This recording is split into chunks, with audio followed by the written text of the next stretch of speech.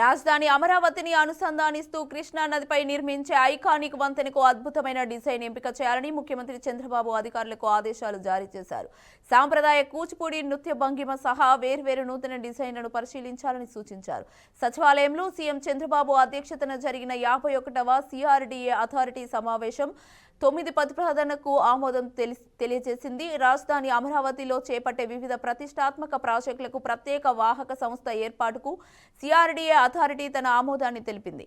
రాజధానిలో చేపట్టనున్న green field airport, NTR విగ్రహ ఏర్పాటు, sports city, smart industries, river front, inner ring road, rope way లాంటి ప్రాజెక్టులకు ఎన్వి ఏర్పాటు చేసేందుకు అంగీకారాన్ని తెలిపింది.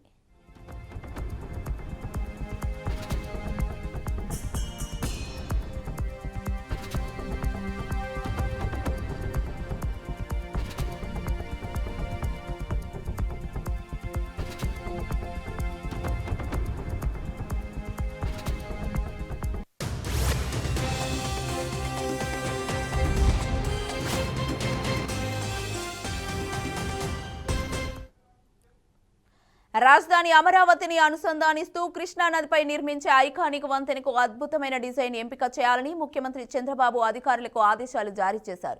సాంప్రదాయ కూచిపూడి నృత్య భంగిమ సహా వేర్వేరు నూతన డిజైన్లను పరిశీలించాలని సూచించారు.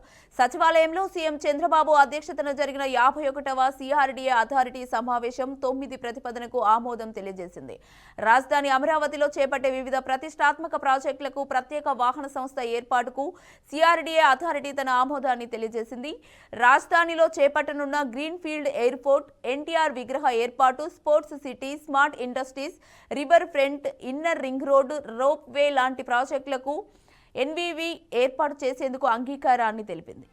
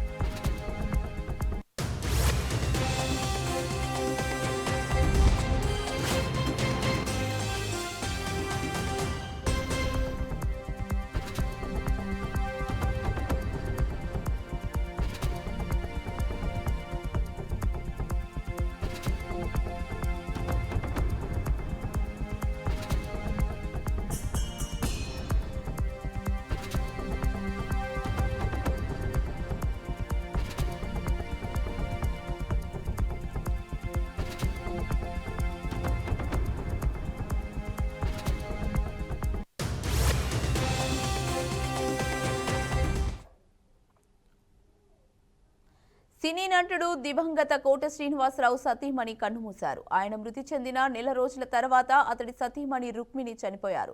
అనారోగ్యానికి తోడు భర్త మరణంతో ఆమె అపస్మారక స్థితిలోకి వెళ్లి ఆమె మృతి చెందినట్లు కుటుంబ సభ్యులు తెలిపారు. హైదరాబాద్లోని తమ నివాసంలో రుక్మిణి తుదిశ్వాస విడిచారు. నెల రోజుల వ్యవధిలో వారిద్దరు కన్నుమూయడంతో కోట శ్రీనివాసరావు కుటుంబంలో తీరని విషాదం నెలకొంది.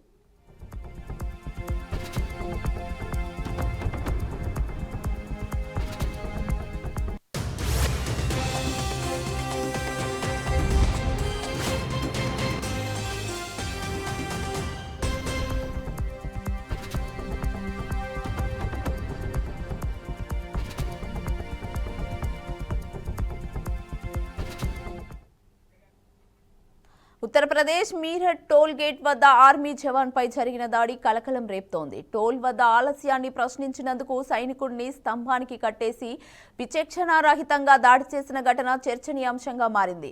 కపిల్ ఖావాద్ అనే సైనికుడు ఇండియన్ ఆర్మీ రాజ్పుత్ రెజిమెంట్లో పనిచేస్తున్నారు.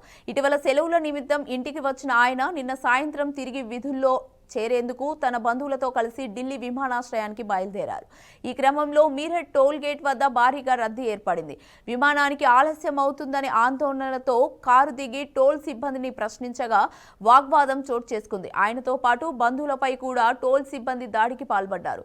కపిల్ ఖావాద్ను పట్టుకొని ఆయన 2 చేతులను స్తంభానికి వెనక్కి లాగి కర్రతో విచక్షణారహితంగా దాడి చేశారు. కపిల్ కుటుంబ సభ్యులు ఇచ్చిన ఫిర్యాదు మేరకు పోలీసులు కేసు నమోదు చేసినట్టు తెలిసింది. సీసీటీవీ ఫుటేజ్ వీడియోల ఆధారంగా 4 టోల్ సిబ్బందిని అరెస్టు చేశారు. మిగతా నిందితులను పట్టుకునేందుకు చర్యలు కొనసాగుతున్నాయి.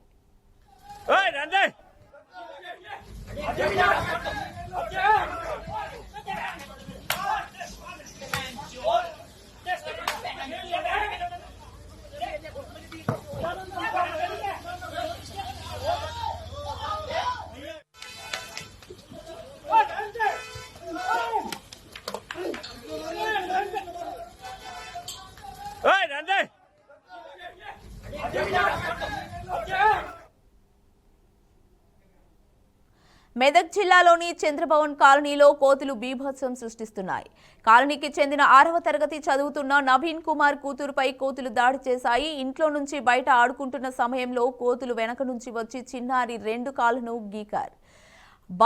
బాలికను వెంటనే కుటుంబ సభ్యులు ప్రభుత్వ ఏరియా ఆసుపత్రికి తరలించి చికిత్స అందిస్తున్నారు. ఎన్నిసార్లు మున్సిపల్ కమిషనర్లకు ఫిర్యాదు చేసినా పట్టించుకోవడం లేదని కాలనీవాసులు ఆరోపించారు.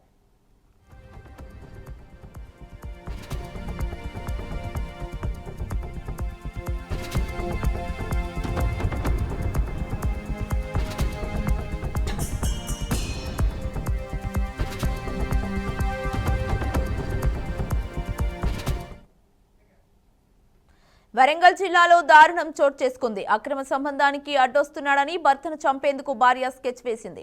3 లక్షల సుపారీ ఇచ్చి భర్త రాజు మర్డర్కు ప్రియునితో కలిసి భార్య గంగరబోయిన పద్మ ప్లాన్ చేసింది. ఈ నెల 14న ప్రియుడు మరో 3 కలిసి రాజుపై హత్యాయత్నం చేశారు. పోతన నగర్ డ్రంప్ యార్డ్ వద్దకు తీసుకెళ్లి గొంతు నిలిమారు. చనిపోయాడనుకొని ప్రియుడు సందీప్ మరో 3 అక్కడి నుంచి వెళ్లిపోయారు. ఇంట్లో నుంచి 9 లక్షల నగదు తీసుకొని పద్మ ప్రియునితో పరహారైంది. కొన ఊపిరితో ఉన్న రాజును స్థానికులు ఆసుపత్రికి తరలించారు. ప్రియుడు సందీప్ ను పట్టుకొని పోలీసులు రిమాండ్ కు తరలించారు. భార్య పద్మ పరారీలో ఉన్నట్లు తెలిపారు. నిందితుడి వద్ద నుండి 5,40,000 స్విఫ్ట్ కారు, 2 మొబైల్స్ స్వాధీనం చేసుకున్నారు.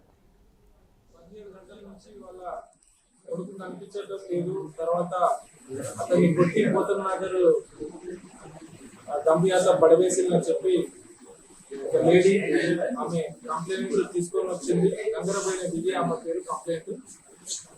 60 సంవత్సరాల ముద్రకు సంబంధించినటువంటి వ్యక్తి మటవాడ రఘునాథ్ కాలనీలో నివాసం ఉంటుంది. ఆమె ఫిర్యాదు మేరకు మరి 15వ తారీఖు ఉదయం మధ్యాహ్నం 13 గంటల సమయం అంటే మధ్యాహ్నం టైంలో క్రియేట్ చేయడం జరిగింది.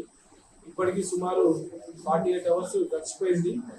మరి దీనిలో ముఖ్యమైన విషయాలు ఏంటంటే ఆమెకి ఒక కొడుకున్నాడు రాజు అని చెప్పి, గంగరపోయిన రాజు రేషన్ వర్క్ చేసుకుంటూ జీవిస్తుంటాడు. అతనికి భార్య 2 అమ్మాయిలు ఉన్నారు. భార్య పేరు పద్మ. మరి ఈ క్రమంలో అతనికి తన భార్య ద్వారా అంటే పద్మకు తనకు పరిచయమైన పోతుల సందీప్ అనే చెన్నూరు చెందిన వ్యక్తిని. ఇవి ఇప్పటివరకున్న బులెటిన్ అప్డేట్స్. మరిన్ని అప్డేట్స్ కోసం చూస్తూనే ఉండండి BRK న్యూస్ తెలుగు సత్తా.